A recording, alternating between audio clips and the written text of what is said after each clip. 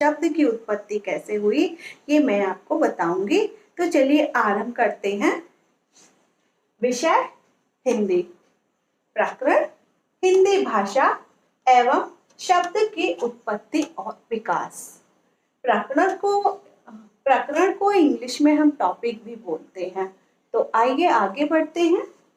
हिंदी विश्व की 3000 भाषाओं में से एक है। जैसा कि आप लोग जानते हो कि विश्व में हमारे बहुत सारे देश हैं और सभी देश में एक अलग भाषा बोली जाती है, उनकी एक अलग बोली होती है। उसी तरह से हमारे देश में भी हिंदी भाषा एक अधिकांश बोली जाती है। तो ये कैसे आई, कैसे हमारी बोलचाल की भाषा में शामिल हुई, आइए हम इस पर विचार करते हैं। तो समझिए आप इस बात को। तो आगे बढ़ने से पहले मैं इसके भाषा की उत्पत्ति कैसे हुई सबसे पहले मैं आपको वो बताऊंगी, उसको ध्यान दीजिए उस पर। भाषा की उत्पत्ति। भाषा शब्द की उत्पत्ति संस्कृत के भाष धातु से हुई है। भाषा एक संस्कृत शब्द है। भाषा, जैसा कि आप लोगों ने पढ़ा होगा कि भाषा वह साधन है जिससे हम अपने भावों को व्यक्त करते हैं और दूसरे के बातों को हम समझते हैं। और भाषा दो प्रकार की होती है, लिखित भाषा और मौखिक भाषा। तो ये आई कहाँ से? तो ये हमारी भाषा शब्द की उत्पत्ति संस्कृत के भाषा शब्द से हुई है। व्याकरण के अनुसार भाष शब्द में आ लगाने से भाषा बन जाता है। देखिए, जैसे भाष जमा आ बराबर भाषा। तो ऐसे हमारे भाषा शब्द की उत्पत्ति हुई है। हिंदी भाषा का विकास। अब हम आगे बढ़ते हैं तो उसमें देखेंगे हिंदी भाषा का विकास कैसे कैसे हुआ है। तो हिंदी भाषा का विकास में हमारी भाषाएं हैं और उनका प्रयोग काल। हमारी सबसे प्राचीन भाषा हमारी संस्कृत। संस्कृत का प्रयोग काल 1500 ईसा पूर्व से 500 ईसा पूर्व। ध्यान दीजिएगा बच्चों, संस्कृत भाषा का जो प्रयोग काल था वो 1500 ईसा पूर्व से 500 ईसा पूर्व तक रहा।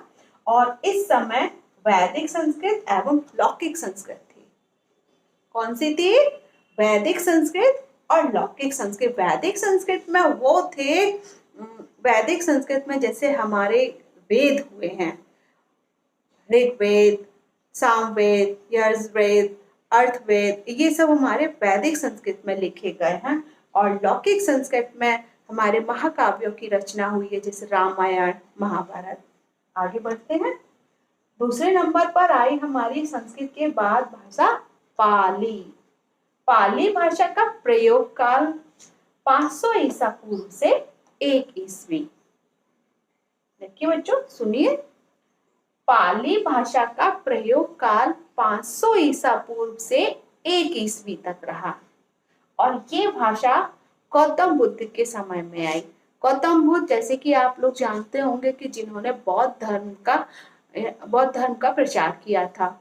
तो इस भाषा पाली भाषा में गौतम बुद्ध के जितने भी उपदेश हुए हैं, उनके उपनिषद हुए हैं, वो सभी पाली भाषा में हैं। अच्छा बच्चों, आगे बढ़ने से पहले आप ये सोच रहे होंगे कि यहाँ ईसा पूर्व और यहाँ ईस्वी कैसे बोला है। तो इसको मैं आपको बताती हूँ कि ये कैसे आया।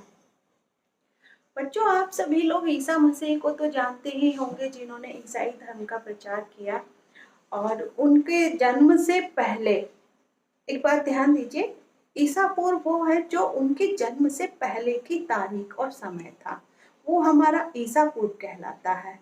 और ईस्वी ईसा मसीह के जन्म के बाद से और आज तक का जो हमारा समय है वो ईस्वी कहलाता है। ओके बच्चों, तो ईसा पूर्व ईसा मसीह के जन्म से पहले का समय है और ईस्वी ईसा मसीह के जन्म के बाद का समय है।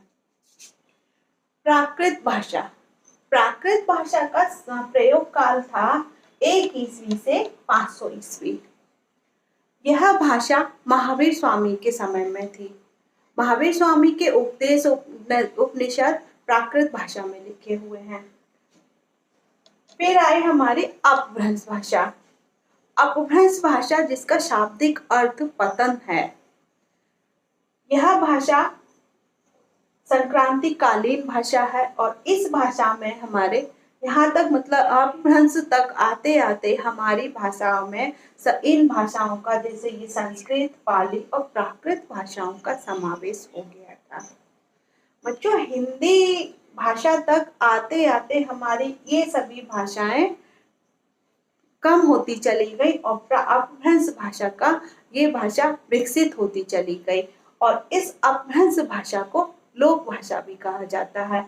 और अपभ्रंश भाषा के कई भेद हैं, ये मैं आपको आगे बताऊंगी। यहाँ से कैसे हिंदी हमारी आगे आई ये मैं आपको बाद में बताती हूँ अभी। और आगे बढ़ते हैं, प्रारंभिक भाषा हिंदी। अभी हमारी प्रारंभिक भाषा जो हिंदी है उसका प्रयोग काल 1000 ईस्वी से आज तक है। मतलब कहने का कि अपभ्रंश भाषा इसका प्रयोग 500 ईस्वी से 1000 ईस्वी तक था और उस 1000 ईस्वी से आज तक हमारी हिंदी भाषा का प्रारंभिक काल है। हिंदी भाषा विविध रूप, इस हिंदी भाषा के इतने साल में विविध रूप देखने को मिलते हैं। या हिंदोत्तर भाषा जैसे राजस्थानी, गुजराती, मराठी, उड़िया इस तरीके की भाषाओं ने जन्म लिया। या कह सकते हैं इन भाषाओं का उदय हुआ। आगे बढ़ते हैं, मैं बताती हूँ आपको अपभ्रंश के भेद। अपभ्रंश से आधुनिक भाषाओं का विकास हुआ। आधुनिक भाषाएं कौन कौन सी थी ये देखिए। सबसे पहले हम इसके भेद और फिर आधुनिक भाषाएं। सौरसैनी, पश्चिमी हिंदी, राजस्थानी और गुजराती। अर्धमागधी, पूर्वी हिंदी, मागधी, बिहारी, उड़िया, बांग्ला, असमिया। खस, पहाड़ी हिंदी जो सौरसैनी से प्रभावित थी। ब्राचर, पंजाबी, ये भी सौरसैनी से प्रभावित थी। और सिंधी, महाराष्ट्री, मराठी।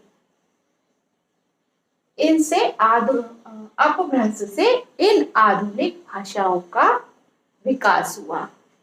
आगे बढ़ते, अब मैं आपको हिंदी के प्रयोग काल के बीच में जो समय है उसके बारे में बताती हूँ। हिंदी भाषा का विकास, जैसा कि अभी मैंने आपको बताया कि हिंदी भाषा का जो प्रयोग काल था वो 1000 ईस्वी से आज तक है, आज तक चला आ रहा है। तो इतिहासकारों ने जो हमारे हिंदी के काल को विभाजित किया है वो इस तरीके से किया है। ये देखिए, आदिकाल यानी सबसे प्राचीन काल। प्राचीन काल वो जिसमें संस्कृत भाषा का उपयोग हुआ था। नंबर 1 आदिकाल जो 1000 से 1500 ईस्वी तक रहा। नंबर 2 मध्यकाल जो 1501 से 1800 ईस्वी तक रहा। नंबर 3 आधुनिक काल जो 1801 से और आज तक है, आज तक चल रहा है। ये हमारा हिंदी भाषा का विकास था।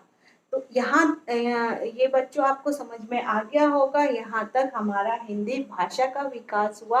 और अब हम बढ़ते हैं अपनी हिंदी शब्द की उत्पत्ति की ओर। तो हिंदी शब्द की उत्पत्ति, मैंने कुछ पॉइंट्स लिखे हैं, मैं आपको बता रही हूँ। हिंदी शब्द की उत्पत्ति भारत के उत्तर पश्चिम में सिंधु नदी से संबंधित है। सिंधु नदी जैसे कि आप सभी लोग जानते होंगे कि भारत के नक्शे में देखा होगा कि सिंधु नदी भी है।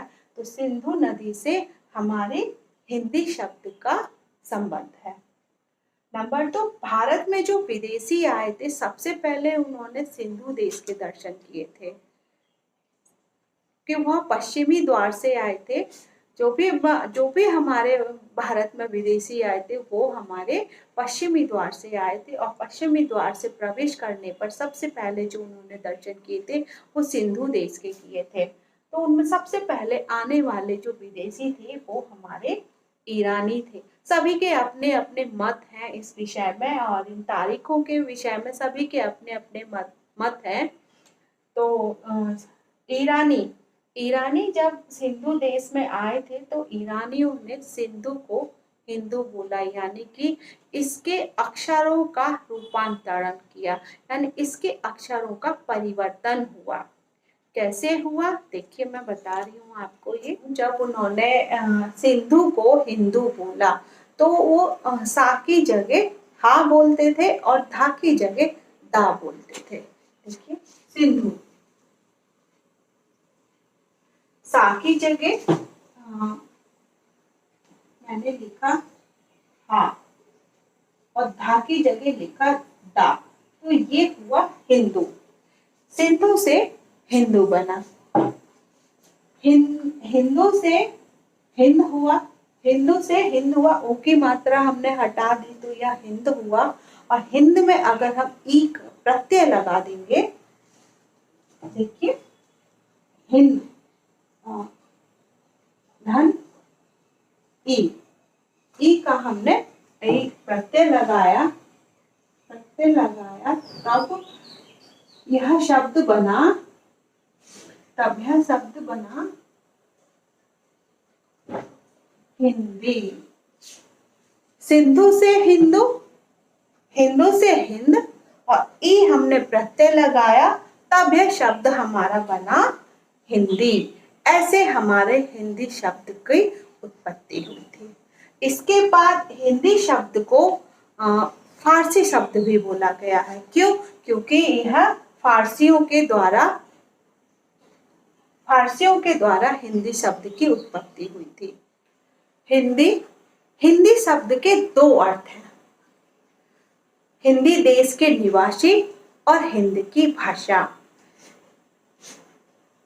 ये आपको आ गया होगा समझ में। हिंदी सिंधु से हिंदू, हिंदू से हिंद और ई प्रत्यय लगाया, तब ये शब्द बना हमारा हिंदी। और हिंदी शब्द के दो अर्थ हैं, हिंद देश के निवासी, नंबर 2 हिंद की भाषा। तो हिंद देश के निवासी हिंदुस्तानी कहलाए, हिंदू कहलाए, और हिंद देश की भाषा हिंदी कहलाई। ओके बच्चों, और इस उपलक्ष्य में इकबाल जी ने कुछ वर्ड्स कहे हैं। हिंदी है हम, वतन है हिंदुस्तान हमारा। ओके बच्चों, आ गया होगा आपको ये समझ में। और नेक्स्ट वीडियो में मैं आपको हिंदी का विकास बताऊंगी, तो प्लीज़ मेरी वीडियो को देखते रहिए। और अगर आपको यह जानकारी पसंद आ रही है तो प्लीज़ मेरी वीडियो को लाइक कर दीजिए, मेरे चैनल को सब्सक्राइब करिए, जिससे आपको आगे की वीडियो मिलती रहे। Thank you.